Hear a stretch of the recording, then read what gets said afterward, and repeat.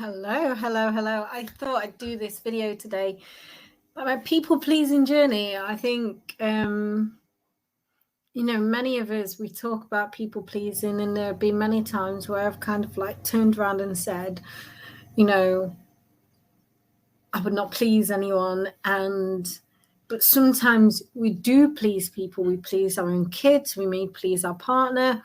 We may please close friends. We may please our family. Sometimes we may please our clients. We may please in different ways. And I really wanted to touch base on this today. So my job as a facilitator of energy is to help you really mentor you really, to deepen your intuition within yourself so you can fully enjoy life. That is my main premise. So you fully enjoy life from the inside out, not the outside externally helping you create that inside.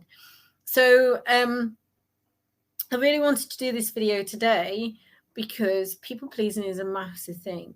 There are still times when I've been known to please.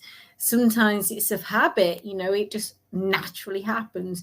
Sometimes, I don't recognize it. Sometimes I can feel it happening. So I may be talking about something or pleasing in a certain way, but I know it's going on. Or I might realize it later, oh God, I pleased that person. But I really want to get to the point that what I've learned over the years is that pleasing is a form of protection, form of protecting ourselves, maybe from harm, maybe from threat in some kind of way. A lot of it may be abandonment, fear, that brings up that fear of loss or not belonging, not having a space to belong or people to belong to. It's quite a scary prospect, right? So it can happen in many ways. We may find that we're going out socially and we may be going out more than what we need to. We may be acting drunk or really, really over the top jovial, just so we kind of like fit in. Rather than, if we're on a quiet day, we may want to be quiet and everyone's like going, why are you so quiet for? It stops those kind of like situations of maybe losing people, maybe losing large friendship groups. Who are you without those groups, right? And I want to really touch on my story because there have been times where, where I stopped drinking, then, I've stopped kind of pleasing in them situations because I don't need to drink to go out anymore. So the people pleasing journey for me has been like a little bit at a time. There have been aspects of me where I don't please none whatsoever. And I'm very direct and very forthright in what I say. And I will call people out on things and things like that. And then there are other times where I'm like, oh my God, I don't want to hurt someone's feelings. And the most recent bit of people pleasing and the belief and the thoughts and feelings behind people pleasing was something that was quite astonishing to me. It was something that I never, ever thought that would be behind it. And when I did see it, it made it very even more difficult to kind of go to anyone and, and think that it's easy to stop people pleasing. Because sometimes it can be hard for people to stop people pleasing if you don't know what the reason is why you're pleasing in the first place. I'm going to get to the point of why I'm doing this video and why I'm talking about people pleasing, because the people pleasing for me actually came about due to racial connotations. Now, I don't get on board with a lot of the stuff that's going on in the media right now or in big groups at large. That's not what I want to talk about, and that's not what I want to bring light to. What I really want to talk about is what the thoughts and feelings are as a child and what people say around you that then give you a perception, and that perception then makes you act in a certain way. So you then, are not a threat to anyone, or you don't bring down anyone or anything like that. And there were a couple of incidents, quite a few incidents, actually. I was a 1980s kid growing up, in a council estate area. And I remember someone saying while in our house, all Black people commit crime. And then I've also obviously heard people say, I have Black friends, but I would never let my daughter date anyone who's Black. Those type of things. And sitting on the outside of that and being a child, I then felt that because, people were calling stats and figures and stuff. And this is another healing that I have to go down, is the scientific route of facts and figures to, put stuff out there, is that I sat there and felt that it was wrong. That if you did something as a Black person, then you were completely wrong. And or that, that Black people were just wrong. So I always had this kind of like connotation. That's what it led me to, this belief that I was wrong. And it's really funny because I never knew when I started the healing journey of trying to heal myself. I kept trying to heal myself,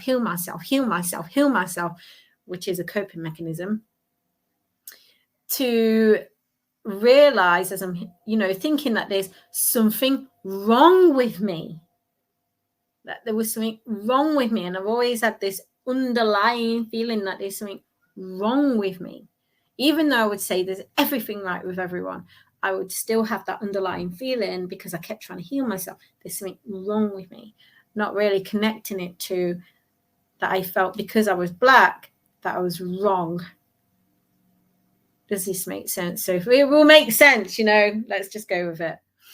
So I wanted to share this video with you today on that underlying people-pleasing feeling.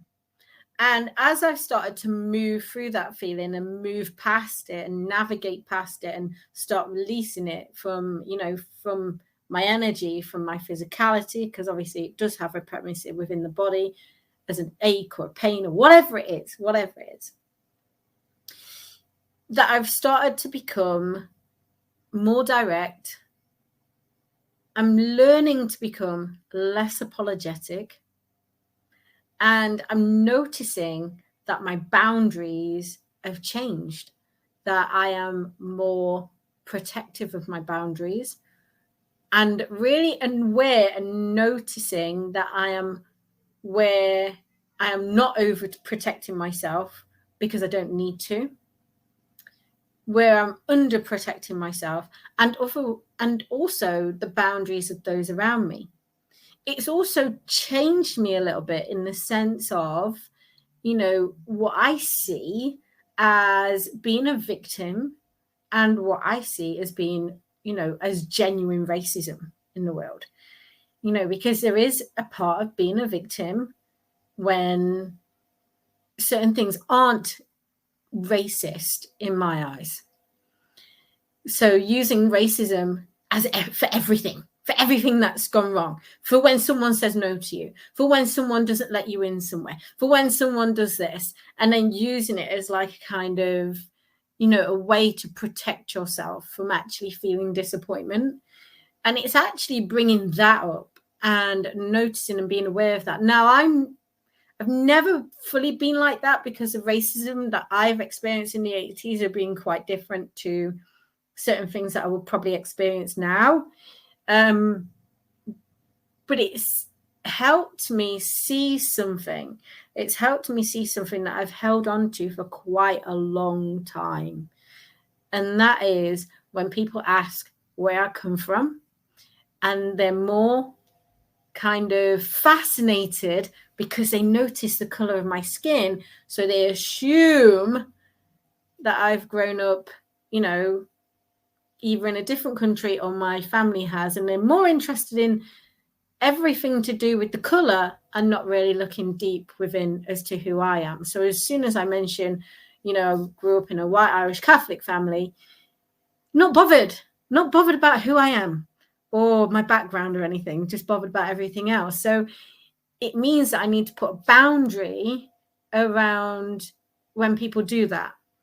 And this is what's come up for me, and that I'm okay to feel these feelings in the way that I feel.